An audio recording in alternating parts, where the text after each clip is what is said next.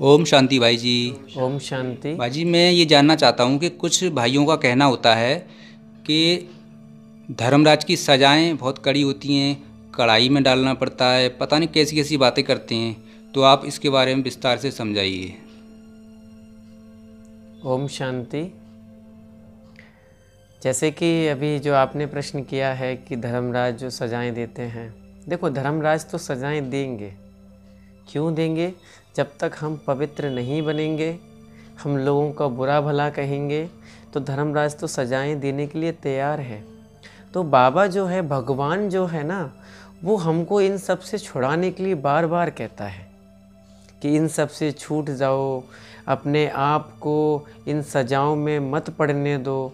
लेकिन हम क्या करते हैं? सबको दुख देते जाते हैं। सबको, मतलब कोई भी बना रहे, सबको दुख दे रहे हैं, सबको अपशब्द कह रहे हैं।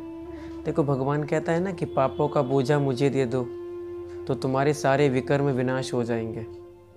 और अगर एक भी विकर्म रह गया हमारे जीवन में, एक भी छोटा सा भी विकर्म रह जाता है, तो वो सजाएं खाने के लिए हमें तैयार भी रहना पड़ेगा।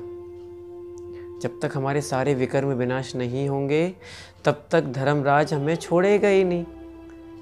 बाबा क्या कहता है? बाबा हमेशा यही चीज़ें बार बार दोहराता है, बार बार कहता है कि बच्चे मुझे याद करो। भगवान कहता है मुझे याद करो, लेकिन हम उसको याद ही नहीं करते हैं। हम कहते हैं कि थोड़ा उससे बोलने से क्या हो गया, थोड़ा ज़ोर से उसके सामने वाले से बोलने से क्या हो गया।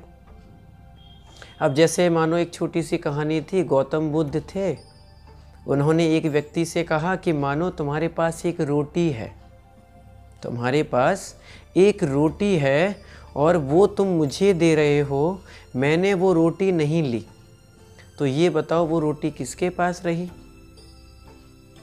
तो उसने बोला कि वो रोटी अगर आपने नहीं ली तो वो रोटी मेरे पास रही। तो उन्होंने बोला कि यही तो मैं बोलना चाह रहा हूँ कि आप जो भी अपशब्द बोल रहे हैं वो मैंने लिए ही नहीं, तो वो अपशब्द किसके पास रहे? आपके पास रहे। आप जो बुरा भला मुझे कह रहे हैं, आप जो गालियाँ मुझे दे रहे हैं, मैंने आपकी गालियाँ ली ही नहीं, तो ये किसके पास रही? हमारे पास रही। तो इसीलिए कोई भी अगर हमसे कुछ कहता है, कुछ गाली भी दे रहा है, कुछ अपशब्द भी कह रहा है, तो हमें इनमें नहीं फंसना है। अगर हम थोड़ा सा भी इनमें फंस गए तो हमें सजाएं खानी पड़ेंगे। अब जैसे प्रश्न में ये भी था कि जैसे दिखाते नहीं है कि धर्मराज जब सजाएं देंगे तो वहाँ पे कढ़ाइयाँ होंगी, उसमें तेल होगा, उसमें फेंक देते हैं या आग में डाल देते हैं या कुछ कर देते हैं। उस चीज़ की महसूसता होती है। जैसे हम विकर्म करेंगे वैसा हमें भोगना भी पड़ेगा, वैसे हमें सजाएं भी खानी पड़ेंगी। अब कहते हैं कि बाहर निकलो, कहीं भी जाओ, अगर सीसीटीवी कैमरा लगा हुआ है ना, तो हम बहुत सचेत हो जाते हैं। उस पर लिखा होता है कि आप सीसीटीवी कैमरे की निगरानी में हैं, तो हम कितनी जल्दी अपने आप को संभाल लेते हैं, कुछ भी विकर्म करने से पहले या कुछ भी गलत काम करने से पहले। लेकिन सबसे बड़ा सीसीटीवी जो ऊपर लगा हुआ है, उसको कभी किसी ने देखा है? उससे कभी कोई डरा है? अगर हम उसी से डरना लगना शुरू कर दें तो ये समझो हमें सजाएं नहीं खानी पड़ेंगी। सबसे बड़ा सीसीटीवी वो लगा हुआ है जो हमें हर पल हर क्षण हमें देख रहा है, चाहे हम उसे देखें या ना देखें, फिर भी वो उसकी नज़र हमारे पास है।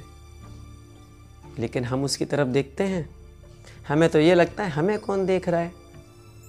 ऐसे ही इसके ऊपर भी एक छोटी सी कहानी थी कि जैसे एक टीचर था, उसने अपने बच्चों को बोला कि मतलब पुतले टाइप के दो मुर्गे थे, वो दोनों बच्चों को दे दिए और दोनों बच्चों से कहा कि आप ये अपने घर ले जाओ और इसको कल लेके आना है। और कैसे लेके आना है? दोनों को काट कर लेके आना है।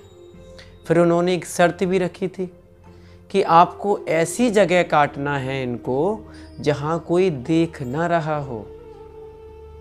तो दोनों बच्चे बहुत खुश हुए, चलो ये काम मिला है, होमवर्क मिला है, हम तो ज़रूर करेंगे।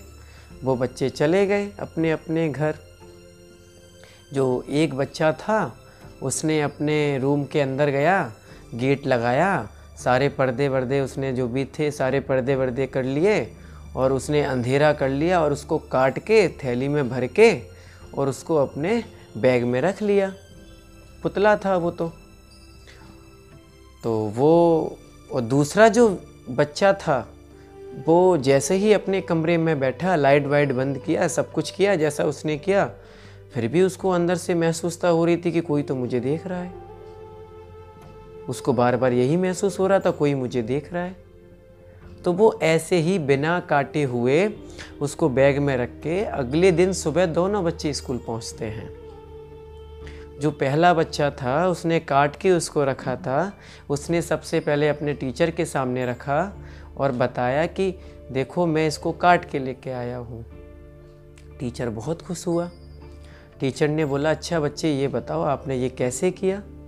तो उसने बोला मैं अपने कमरे में गया, गेट लगाया, सारे पर्दे वर्दे लगा दिए, लाइट भी बंद कर दी, कोई मुझे देखे ना, अंधेरा हो गया, कोई मुझे देख ही नहीं रहा था, मैंने उसको काट के और मैं आपके सामने ले आया।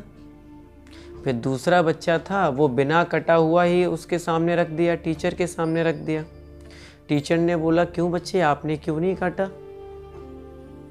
तो बच्चे ने बोला कि टीचर जी मुझे ऐसी कोई जगह मिली नहीं जहाँ कोई ना देख रहा हो, ऊपर वाले की हर जगह नज़र थी, हम कमरे के अंदर बैठे थे फिर भी ऐसा लग रहा था कि ऊपर वाला मुझे देख रहा है, वो मुझे हर जगह देख रहा था, तो मुझे ऐसी कोई जगह ही नहीं मिली जहाँ कोई देख ना रहा हो, इसलिए मैं इसको काट नहीं पाया।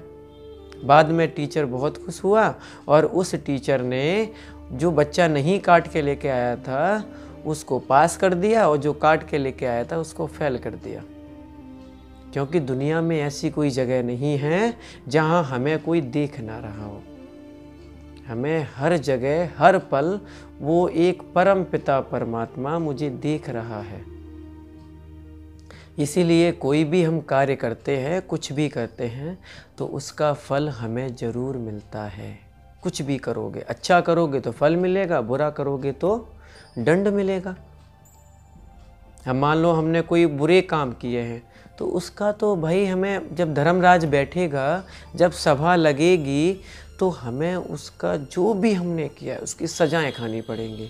फिर धर्मराज हमें तेल की कढ़ाई में भी पटक सकता है, धर्मराज हमें आग से जलते हुए जो एक बहुत बड़ा एक जगह होती है जहाँ आग जलती रहती है वहाँ पे फेंक सकता है। जैसे भी आपने विकर्म किए हैं वैसा आपको सजाएं मिलेंगी। इसीलिए प्यारे बच्चों ऐसा कोई भी विकर्म मत करो जिससे आपको सजाएं खानी पड़े, क्योंकि विकर्म करोगे तो सजाएं खानी पड़ेगी। अगर भूल से भी अगर कोई गलती हो जाती है, मान लो हमने जानबूझकर किसी का दिल नहीं दुखाया, भूल से दुख गया या भूल से कुछ ऐसा हो गया जो हम नहीं चाहते थे, उस परम पिता परमात्मा के सामने वो सारी बातें रख दो तो वो इतना प्यारा है, इतना न्यारा है कि वो उस भूल को, उस गलती को भी माफ़ कर देगा।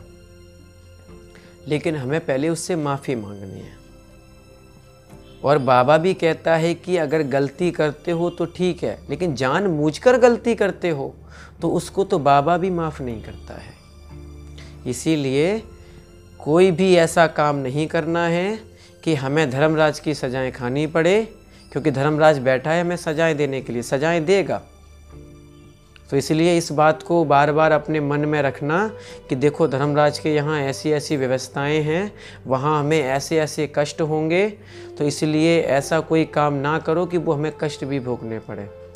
क्योंकि अगर कर्म करोगे तो अच्छा फल मिलेगा और अगर विकर्म करोगे तो उसका बुरा फल मिलेगा। इसलिए कोई भी ऐसा नहीं करना है कि धर्मराज की सजाएं हमें खानी पड़े। अच्छा, ओम शांति।